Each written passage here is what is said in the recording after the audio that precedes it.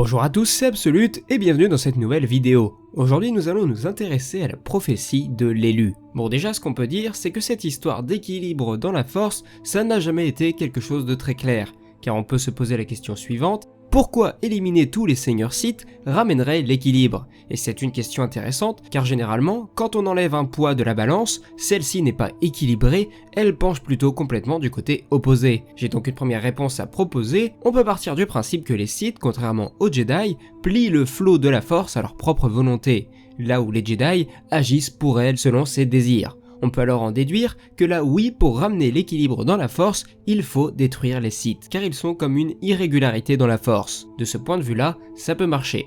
Enfin bref, c'était ma réponse à cette première interrogation, mais passons désormais à l'interprétation qui peut être faite de cette prophétie dans l'univers étendu, et commençons d'abord par le canon.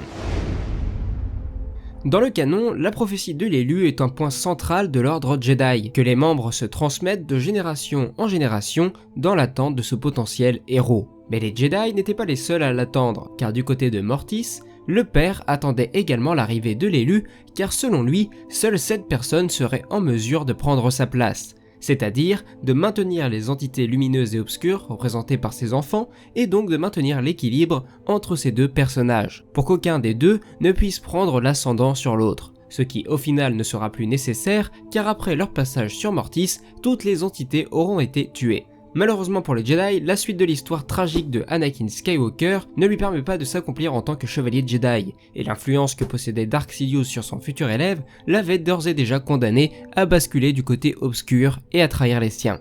Dans la suite du canon et notamment dans Rebels, on apprend que la chute d'Anakin a potentiellement perturbé l'opinion d'Obi-Wan Kenobi à son sujet, car lorsque celui-ci vainc Maul dans un ultime duel, il lui explique qu'il est présent sur cette planète pour protéger l'élu, celui qui les vengerait tous les deux. Tell me, is it the chosen one? He is. Ce qui est assez intéressant car avant que George Lucas ne mette les choses au clair, That Anakin is the chosen one. de nombreux fans se demandaient qui de Luke ou Anakin était l'élu.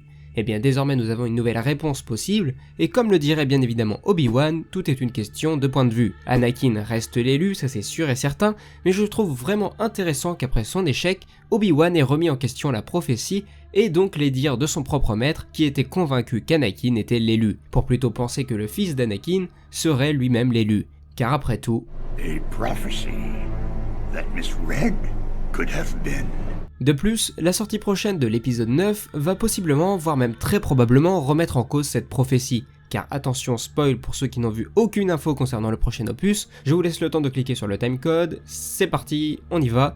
Palpatine fera d'une quelconque manière son retour, ce qui implique qu'à la fin de l'épisode 6, Anakin n'a pas totalement ramené l'équilibre dans la force en tuant le dernier Seigneur Sith, car celui-ci a réussi à s'en sortir ou tout du moins à faire son retour. Bref, nous en saurons plus prochainement. Et concernant l'univers légende, les origines de la prophétie sont plus ou moins les mêmes, si l'on exclut le passage sur Mortis. Cependant, on sait que cette prophétie a été enregistrée dans le grand holocron Jedi avec les mots suivants: un Jedi viendra pour détruire les Sith et rétablir l'équilibre dans la force. De plus, en l'an -200, Yoda après une vision enregistrera le message suivant: complètement vaincu par n'importe qui, le côté obscur ne peut pas, mais seulement par l'élu. Et qui peut donc être ce fabuleux Jedi? Savoir, je ne sais pas. Mais pas encore né, il ou elle naît. Un être de pure force, l'élu sera, plus puissant qu'aucun autre Jedi dans l'histoire. Tous ces dires ne feront que confirmer l'opinion de Qui-Gon Jinn lors de sa découverte du jeune Anakin Skywalker lors de son passage sur Tatooine. En fin de compte, bien des années après sa découverte, Anakin accomplira la prophétie en détruisant l'empereur dans la seconde étoile de la mort. Cependant, dans le légende, on peut aussi évoquer le fait que les Sith possèdent également leur propre vision de la prophétie, celle du Sith Hari.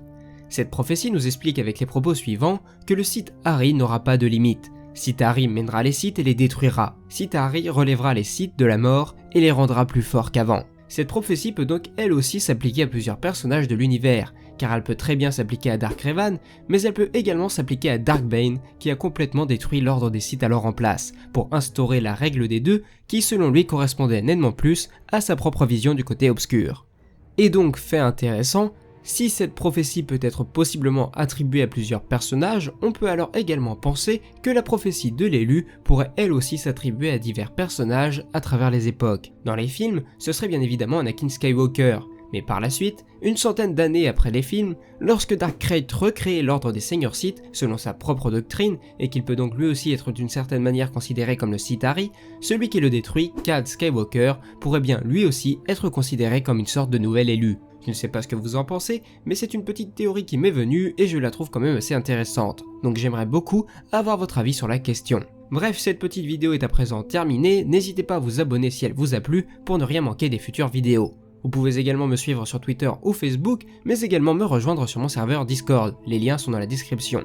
Je tenais également à remercier les différentes personnes qui soutiennent la chaîne financièrement, et enfin moi il ne me reste plus qu'à vous dire à la prochaine, c'était Absolute et que la force soit avec vous, ciao.